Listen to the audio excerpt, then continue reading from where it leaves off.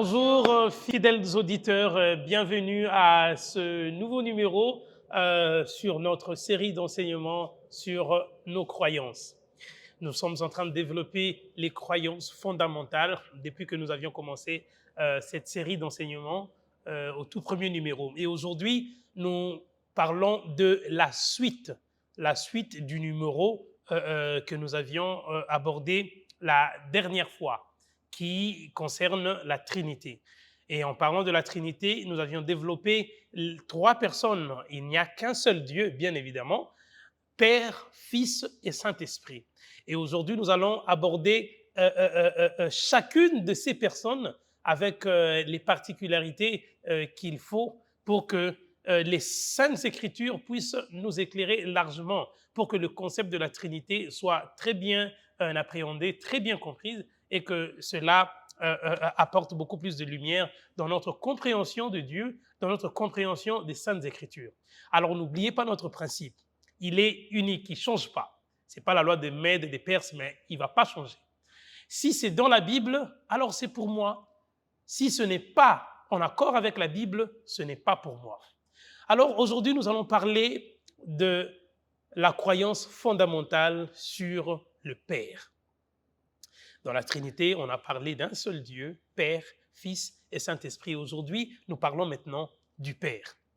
Dieu, le Père, est le Créateur, la source, le soutien et le souverain de toute la création. Il est Dieu, il est le Créateur, il est la source, il est le soutien et il est le souverain de toute la création. Il est juste, saint, miséricordieux, compatissant, lent à la colère, riche en bienveillance et en fidélité, avec toutes les caractéristiques que vous savez de lui, tel que la Bible nous le présente. Alors n'oubliez pas, nous voyageons toujours rapidement, alors parce que nous courons derrière le temps, nous voyageons rapidement, ayez vos Bibles et nous allons prier avant de commencer notre lecture. Éternel Dieu, que la gloire et l'honneur te reviennent pour tout ce que tu es. Nous voulons apprendre à ton sujet. Qu'il te plaise d'envoyer ton Esprit Saint pour qu'il nous conduise, afin que nous puissions avoir la meilleure compréhension de ta parole, au nom de Jésus. Amen. Alors, comme je suis en train de vous le dire, soyez prêts, ayez vos Bibles et nous allons commencer notre voyage. Lisez avec moi dans Genèse, le chapitre 1er, le verset 1er. Alors, je voulais lire, mais je vous arrête tout de suite. C'est à mémoriser. Au commencement, Dieu créa les cieux et la terre. La terre était informe et vide, il y avait des ténèbres à la surface de l'abîme et l'Esprit de Dieu se mouvait au-dessus des eaux. Dieu créa les cieux et la terre. On voit ici le concept du Père en tant que Dieu et Dieu créateur, souverain. Ce sont des termes forts que j'aimerais que chacun de nous retienne. On le présente comme la source et le soutien même de la création. Lorsque vous enlevez le Père, le concept de la création tombe et il meurt. Et ça, c'est quelque chose de très dangereux. Alors, lisez encore avec moi dans Deutéronome, le chapitre 4, nous allons lire le verset 35. Le chapitre 4, le verset 35 nous dit clairement que tu as été rendu témoin des choses, afin que tu reconnusses que l'Éternel est Dieu, qu'il n'y en a point d'autre. Ne perdez pas de vue que nous sommes en train de parler du Père comme une croyance fondamentale. Et la Bible est en train de le prouver. Même quand vous lisez dans le livre des psaumes, psaume le chapitre 110, nous pouvons lire à partir du verset 1er jusqu'au verset 4, nous allons découvrir encore bien d'éléments à la fois. On nous dit là-bas, voilà, parole de l'Éternel à mon Seigneur, assieds-toi à ma droite jusqu'à ce que je fasse de tes ennemis ton marchepied. L'Éternel étendra de Sion le sceptre de sa puissance, domine au milieu de tes ennemis. Ton peuple est plein d'ardeur quand tu rassembles ton armée avec des ornements sacrés du sein de l'aurore. Ta jeunesse vient à toi comme une rosée. L'Éternel l'a juré et il ne s'en repentira point. Tu es sacrificateur pour toujours à la manière de Melchisédek. Le Seigneur, à ta droite, brise des rois au jour de sa colère. Il exerce la justice parmi les nations.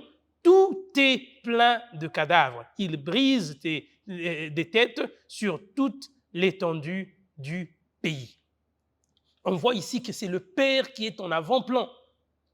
Le Père en tant que Dieu est celui qui juge, et c'est lui qui tranche, et c'est lui qui se lève comme celui qui tranche en faveur de son peuple, en faveur de ses bien-aimés.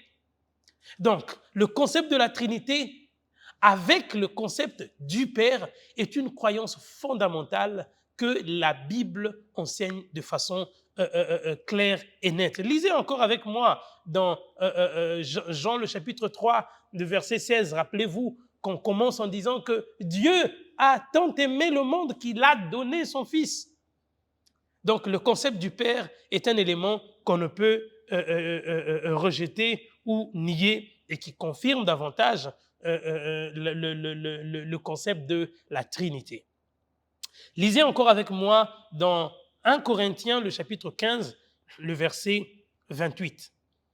1 Corinthiens, le chapitre 15, le verset 28, nous dit clairement que « Et lorsque toutes choses lui auront été soumises, alors le Fils lui-même sera soumis à celui qui lui a soumis toutes choses, afin que Dieu soit tout en tous. » Donc il y a le Père, il y a le Fils, il y a le Saint-Esprit, mais c'est Dieu. Les trois personnes forment ce que nous appelons Dieu. Et lorsque vous retirez l'une des personnes parmi les trois, il n'y a plus de Dieu. Dieu n'existe plus. Pour qu'il y ait Dieu, il faut qu'il y ait la représentation de ces trois personnes. Et ces trois personnes ont chacune un rôle bien précis, un rôle bien particulier. Alors on peut lire encore dans 1 Timothée, cette fois-ci le chapitre 1er et le verset 17. 1 Timothée, le chapitre 1er, le verset 17 nous dit clairement « Au roi des siècles immortels, invisibles, seul Dieu soit l'honneur et gloire au siècle des siècles. Amen. » Même Timothée révèle, l'apôtre Paul, quand il écrit à Timothée, il insiste sur ce concept. Il n'y a qu'un seul Dieu, immortel, Père, éternel, et qui est souverain de la création et qui est même la raison même de l'existence de la création. Alors on peut lire encore pour clôturer cette partie dans Apocalypse, le chapitre 4, le verset 11. Apocalypse, vous savez, c'est le dernier livre de la Bible. Apocalypse, le chapitre 4, le verset 11, on nous dit clairement que tu es digne, ô notre Seigneur et notre Dieu, de recevoir la gloire et l'honneur et la puissance, car tu as créé toutes choses et c'est par ta volonté qu'elles existent et qu'elles ont été créées.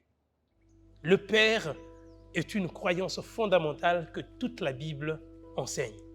Il est Dieu, il est créateur et il est souverain, le centre même de la création. Alors, restez branchés pour le prochain numéro, car nous allons parler cette fois-là de la deuxième personne parmi les trois dans la Trinité. Que Dieu vous bénisse.